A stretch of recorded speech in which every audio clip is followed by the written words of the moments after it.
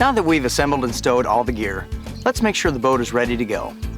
This is where our walk-around or pre-flight inspection takes place. Remember the pre-flight pilot thing that we talked about? Check the charge on your battery or batteries if you have a trolling motor. It's both embarrassing and disappointing to arrive at the lake and find the batteries are dead. It's even worse when you have just enough charge to start the motor, leave the ramp, and find that you're stranded somewhere because there just wasn't enough to start a second time. While we're checking the charge, let's go ahead and check the fluid levels as well.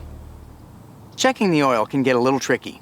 You have to know what kind of engine you have before you can check it.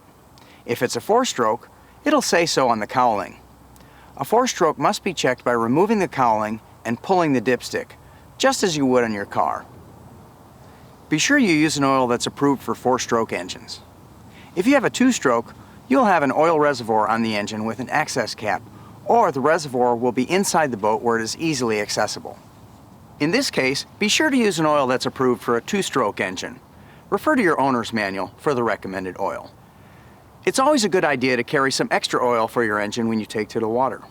This will cover you if you read the oil level improperly or run so long that it's time to add more. Time flies when you're having this much fun. Not much you can do here. Simply turn the steering wheel and make sure the engine turns with it, and the operation is smooth.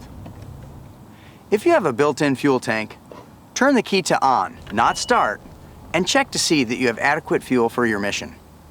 A good rule of thumb is to allow 1/3 of your fuel for the trip out, 1/3 for the return trip, and the remaining 1/3 for reserve. We'll talk about fueling later on the way to the ramp.